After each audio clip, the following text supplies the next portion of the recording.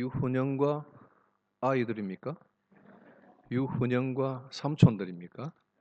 예, 아주 멋있는 연주와 은혜로운 가사 찬양 감사합니다. 춤을 조금 배워야 될 것 같아요. 아주 신나는 곡인데 우리 70년, 60년, 70년대 저 같은 사람들이 웃고 있다가 사진 찍을 때 하나 둘 이러면 갑자기 탁 이래 되듯이 아마 그 DNA가 우리에게 좀 있나 봐요. 그죠? 예. 자, 어쨌든 마음은 우리 주님이 우리의 히어로고 우리의 최고의 목표라는 것 우리가 또 기억하고 오늘 교사 헌신 예배 같이 하나님 말씀으로 은혜 받기를 바랍니다. 열왕기상 19장은 이제 18장과 떼어서 생각할 수 없는 내용입니다. 19장 앞에 18장은 엘리야가 엄청난 대승을 거두는 그런 장면들이 나옵니다. 여러분 잘 기억하지만 이야기하면 금방 기억할 거예요. 바알 선지자들과 아세라 선지자들을 합쳐서 850명 대 1, 850대 1 해가지고 엘리야가 하늘에 하나님의 권능을 나타내어 하늘에 불이 떨어졌고 그 다음에 엘리야가 그 850명 모두를 전멸시키고 이긴 그런 장면이 18장에 나옵니다. 그리고 나서 하나님께 다시 기도하여 하늘에서 구름이 모이고 그동안 오랫동안 가물었던 그 땅에 비가 내려 물이 철철 넘치게 되는 이런 기적이 일어나는 내용들입니다. 대승을 거두고 아주 하나님의 권능을 마음껏 체험했던 의기양양했던 그런 엘리야였습니다. 그런데 19장에 들어오자마자 수직 낙하를 하는 걸 봅니다.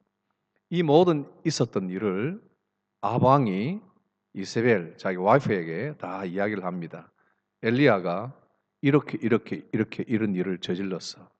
우리 당신이 좋아하고 아끼던 바알, 아세라 선지자들 850명 전부 다 죽였어.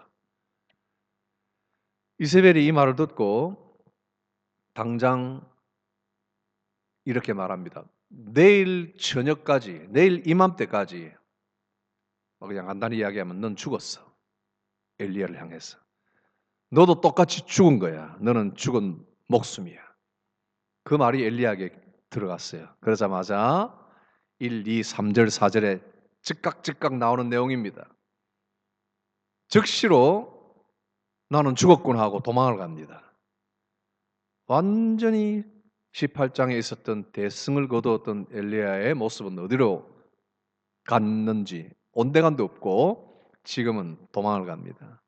도망을 가서 멀리 떠나서 로뎀 나무 아래에 누웠습니다. 거기서 하나님에게 이렇게 말합니다. 됐습니다. 나는 이제 모든 것 다 끝났습니다. 나를 그냥 지금 당장 그냥 죽여주십시오.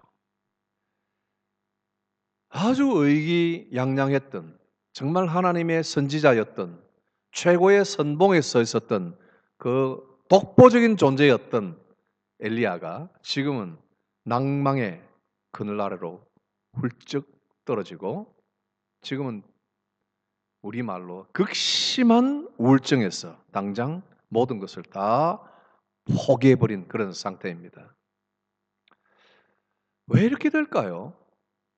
어떻게 18장에서 19장 그 짧은 순간에 이렇게 하늘의 기적을 온 사람들 보는데 다 선포했던 이 선지자, 최고의 앞에 섰던 선봉 장군과 같은 그런 사람이 어떻게 지금 당장 19장에 들어와서는 이렇게 수직 낙하, 완전히 그냥 땅바닥, 땅 아래로 구덩이로 떨어지는 이런 상태가 될 수 있는 걸까요? 어떻게 해서 이렇게 되는 걸까요? 제가 볼 때 이 성경이 우리에게 주는 답이 있습니다. 우리는 이 내용을 가지고 은혜를 받습니다. 교사들도 그렇고 우리 모든 성도들 다 은혜를 받을 수 있습니다. 특별히 제가 발견한 진리는 고립을 자초했다는 겁니다. 고립을 자초했다. 엘리야가 머릿속에 항상 가지고 있던 생각이 뭐냐면 나는 혼자다. 여러분 18장에 백성들을 모아놓고 하늘에 그 하나님을 믿으며 권능을 선포하기 전에 백성들에게 했던 이야기, 제단을 쌓아라, 양을 잡아라 하기 전에 뭐라고 그럽니까? 18장에 보면은 22절, 18장 22절, 나만 홀로 남았다 그랬어요. 나만 홀로 남았다. 고립된 마음입니다. 그죠? 오케이. 분명히 하나님을 믿었고 하나님은 그를 사용하셨고 하늘에서 불도 주셨고 그동안 감으로서 물이 없었던 이 땅에 하나님은 기적으로 비를 내려서 모든 가뭄을 해결했던 놀라운 기적을 앞에서 이끌었던 하나님의 선지자입니다. 오케이. 그죠? 그러나 그의 머릿속에는 나만 홀로 남았다는 생각이 그때부터 있은 겁니다.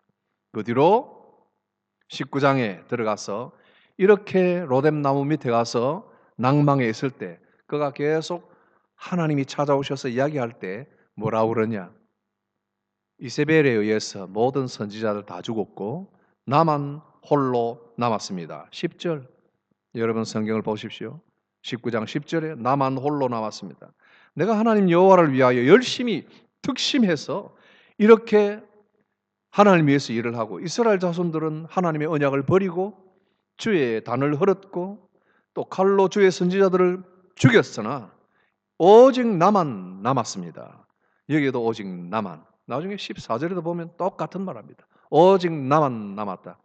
여러분 이게 고립입니다. 고립감, 고립을 자초한 거예요. 왜 제가 자초를 했다고 생각하느냐 하면 그가 홀로 남은 게 아니에요.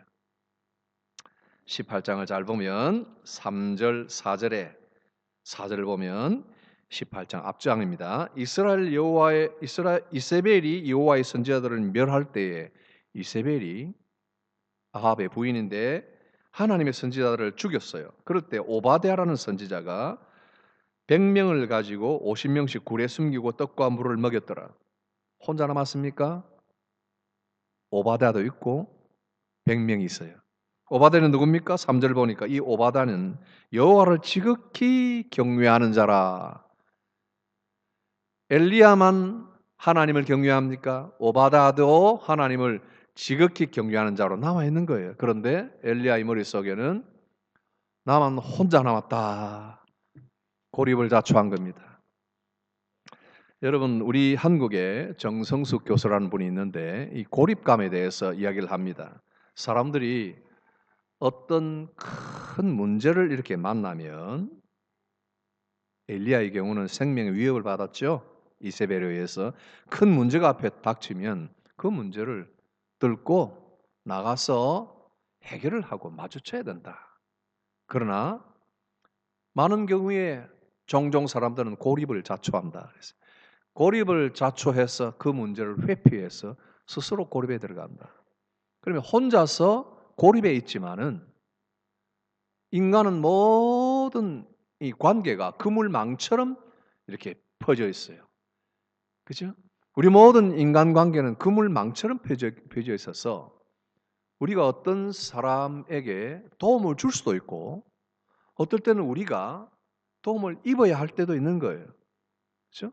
그래서 아쉬운 소리를 해야만 할 때도 있어요. 그런데 평생 남에게 도와주기는 잘하고 아쉬워하는 사람을 긍휼히 여기기는 잘하는데 나는 절대 아쉬운 소리를 못하는 사람이 있더라는 거예요. 그러면 안 된다는 거예요.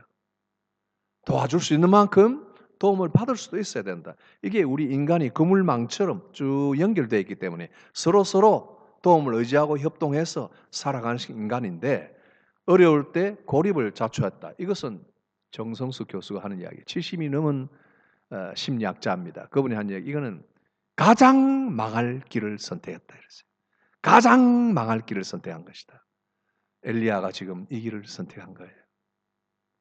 바로 직전에 어떤 일을 했든지 어떤 하나님의 큰 일을 했든지 간에 그는 한순간에 수직낙하하여 스스로 가장 망할 길을 선택을 했습니다. 그리고는 계속적으로 반복하는 것은 나만 홀로 남았다. 나만 홀로 남았다. 왜 그것이 고립을 자초했다고 하냐면 실제로 그가 한 사람만 남아 있었다면 그게 판단이 맞는 거예요. 그죠? 우리 중에 나를 돕는 사람 하나도 없고 나만 홀로 남았다. 그게 팩트면 우리는 외로워하고 절망할 수 있어요. 그러나 실제 리얼리티는 여러 사람들이 나를 위하여 기도하고 언제든지 도움을 요청하면 도와줄 수 있는 손들이 많이 있는 거예요. 그럼에도 불구하고 스스로 고립을 자초한다는 것은 얼마나 어리석은 일인지 모르는 거예요. 하나님께서는 이미 오바댜를 보여주셨고 오바댜가 남겨놓은 100명도 이야기를 듣게 해주셨고 직접 오바댜가 그 이야기를 엘리야에게 해줬습니다. 그리고 하나님은 이렇게 사람들 여럿을 사용하여 하나님의 일을 하시는 분이에요. 한 사람만 들어서 쓰시는 것 같아도요, 그 사람만 쓰는 게 아니에요. 나만 쓰시는 게 아니란 말이에요. 여러 동력자들을 쓰시되 우리가 보이지 않는 곳에서 참으로 우리보다 더 훌륭하게 일하는 숨겨진 중원의 고수들이 있는 거예요. 여러분들이 때때로 낙심하여 내가 무엇인가를 잘 하지 못하고 이대로 이 일을 잘 감당하지 못하고 있다 해도요.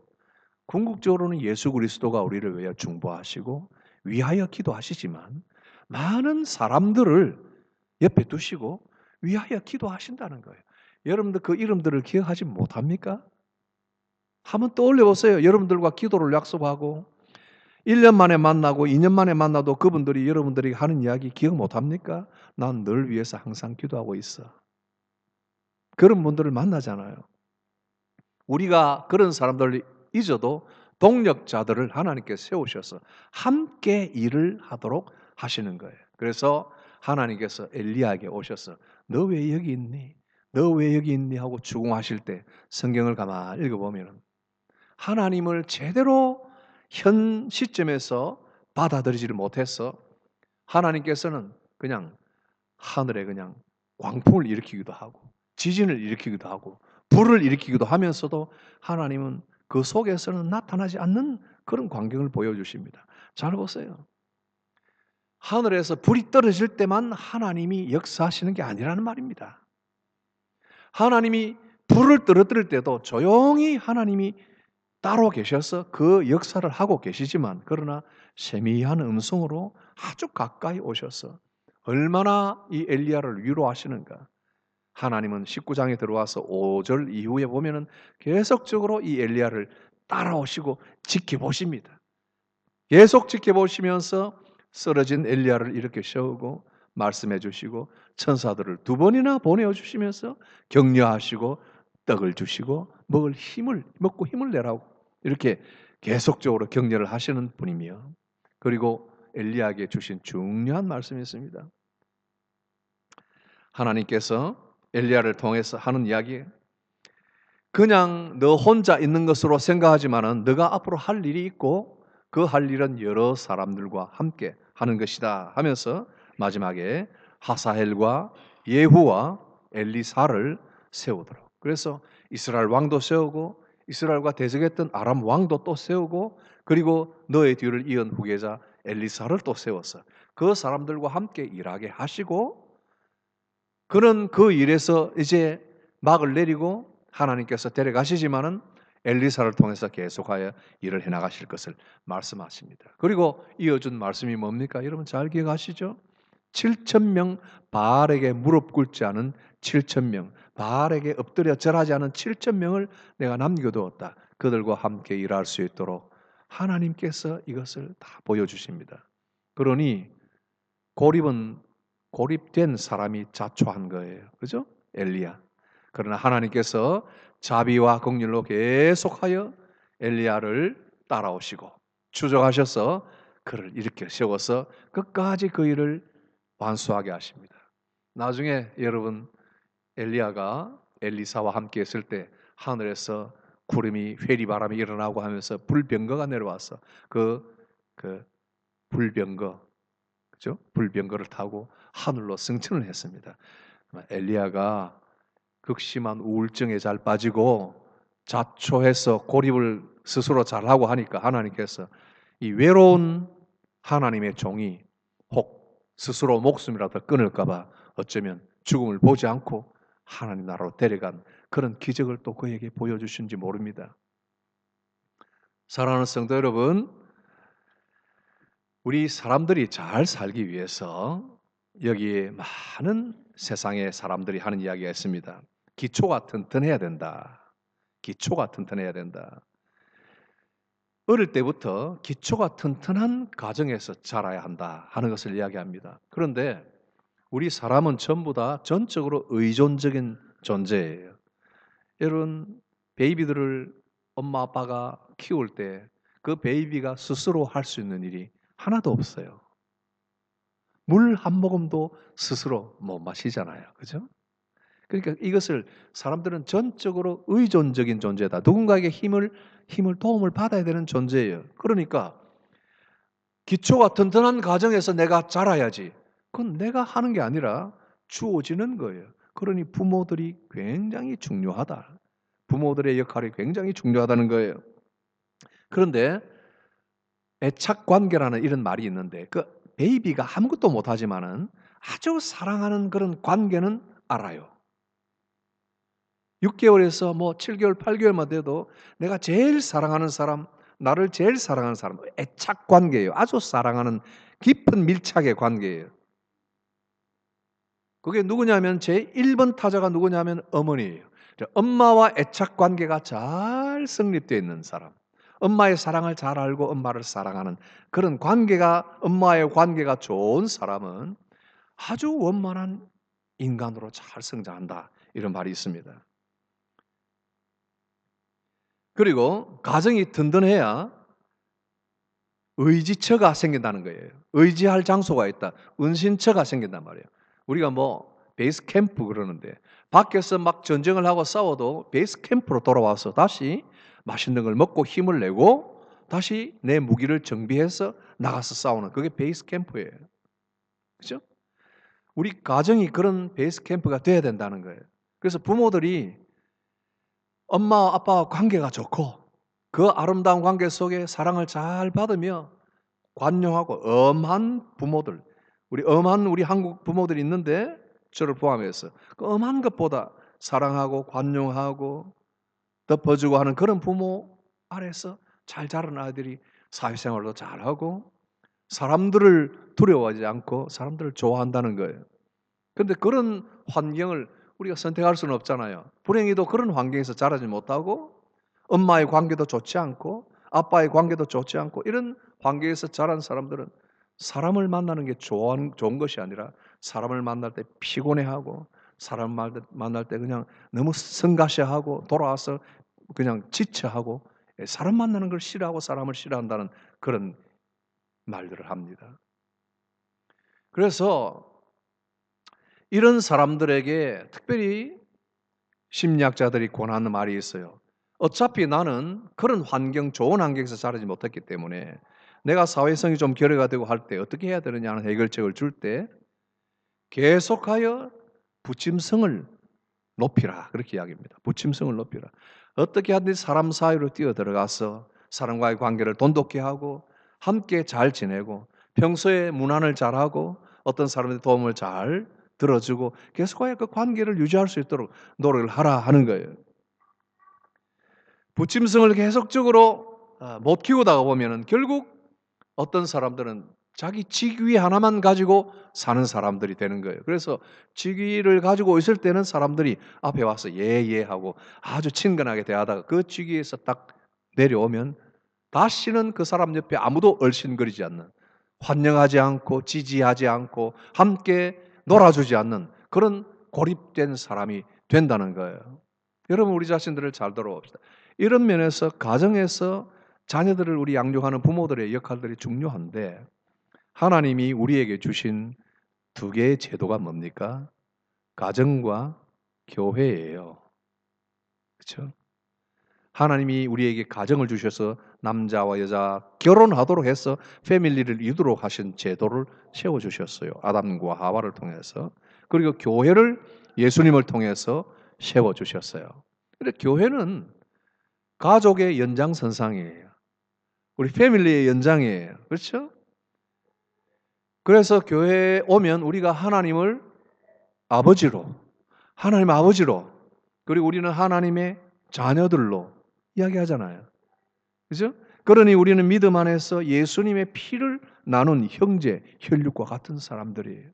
그러니 이 교회의 교사는 바로 가정의 부모와 같은 거예요.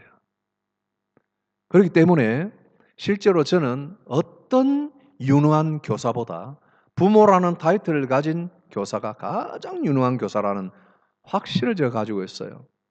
여러분이 어떤 에듀케이션에 대해서 전문적으로 공부를 얼마나 했고 얼마나 지식이 있고 없고 간에 예수님을 믿고 하나님을 아버지로 섬기는 한 여러분들 교사들은 가장 훌륭한 교사입니다. 아예 근본부터 그런 분들이에요. 그래서 여러분들이 할 일은 하나님의 말씀을 가르쳐 주지만은 뭘 가르쳐야 돼요? 하나님과 우리 학생들이 하나님과 애착 관계를 잘 가지도록 하나님만이 나에게 더욱 중요하신 하나님 아버지시고 우리 이 땅의 아버지보다 더 훌륭하신 우리를 맡아주실 끝까지 책임지실 아버지라는 것을 그걸 관계를 가르쳐 주시고 우리 가정이 이 세상에서 의존처가 되고 은신처가 되는 것처럼 교회가 우리 의지처소가 되는 그런 곳이라는 것을 계속하여 가르쳐 주셔야 돼요. 그래서 아이들이 자라면서 교회야말로 왔을 때 세상의 모든 싸움에서 패배하고 시들어져 있더라도 교회에 와서 다시 새 힘을 얻고 다시 정비하여 세상과 싸워 이기고 복음을 증거하고 복음의 삶을 살 수 있는 사람으로 살아갈 수 있도록 가정이 그 역할을 해야 되겠지만은 우리 아이들이 가정에서 어떤 부모를 만나서 어떻게 사는지는 우리 성도들, 우리 교회 교사들은 다 알지를 못해요. 그러니 교사들은 아이들을 대할 때 이 아이들이 하나님을 정말 제대로 섬길 수 있도록 애착 관계를 잘 가지고 우리 교회야말로 우리의 영원한 피난처요, 은신처라는 것을 아이들에게 계속 가르치며 그런 영적 부모의 역할을 반드시 하셔야 된다 하는 것입니다. 그러면서 오늘 열왕기상 18장, 19장 이 전체를 통해서 오늘 엘리야를 통해서 하나님께서 그에게 마음대로 하나님께서 엘리야를 쓰시고 훌륭하게 쓰시고 놀랍도록 쓰셨지만은 엘리야를 가만히 개인으로 살펴보면 스스로 고립을 자초하여 많은 우울감에 빠지고 많은 슬픔에 빠졌던 사람이다. 그래서 모든 하나님의 권능은 다 온데간데없고 한때 모든 것을 포기해버리고 싶은 그런 단계로 내려간 사람이다 하는 것을 보면 우리가 두 가지만 딱 정리해서 교훈을 받읍시다. 어떤 강한 믿음의 소유자도 낭망할 수 있다는 겁니다. 어려움을 당할 수 있다는 겁니다. 여러분, 어떤 강한 사람도 낭망할 수 있고 어려움에 빠질 수 있습니다. 그리고 두 번째는 어떤 어려움에 우리가 빠질지라도 우리 하나님은 우리를 버리거나 그냥 몰라 하지 않으시는 분이다.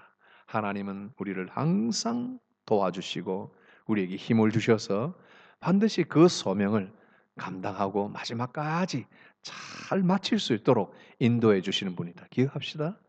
우리에게 봄과 여름과 가을만 있는 것이 아니라 겨울이란 계절이 있는 것처럼 우리에게 낮만 있는 것이 아니라 밤이 있는 것처럼 어려운 시절이 반드시 옵니다. 무엇인가 잘 되고 상승세를 타서 하늘로 올라가는 그런 순간을 맞이할 때 우리에게 더 이상 어려움이 없을 것이다 이렇게 생각하면 절대 안 됩니다. 반드시 어려운 순간이 오고 낭망할 순간이 오고 걱정에 사로잡힐 때가 있습니다. 엘리야와 같이. 그러나 하나님께서는 그 순간에 우리를 버리지 아니하시고 함께 해주셔서 더욱더 세밀하게 우리를 도우셔서 끝까지 훌륭한 믿음의 사람들이 되게 하십니다. 오늘 우리 교사들이나 우리 모든 성도들 우리 지금 설교 말을 아주 귀담아 듣는 우리 청소년 모든 분들 다 이런 훌륭한 믿음의 사람들이 되기를 축복합니다. 기도합시다. 하나님 아버지, 오늘 말씀을 통하여 우리에게 있는 어려움과 또 이것을 어떻게 대처하고 이 순간에도 하나님께서 우리와 어떻게 하시는지 또 배웠습니다. 주 하나님의 성령이 우리의 마음에 이 말씀 중 필요한 중요한 복음들을 잘 간직하여 하나님을 의지하고 하나님을 사랑하며 끝까지 신뢰하고 살아가는 교사들, 우리 성도들 다 되게 하여 주옵소서. 예수님 이름으로 기도하옵나이다. 아멘.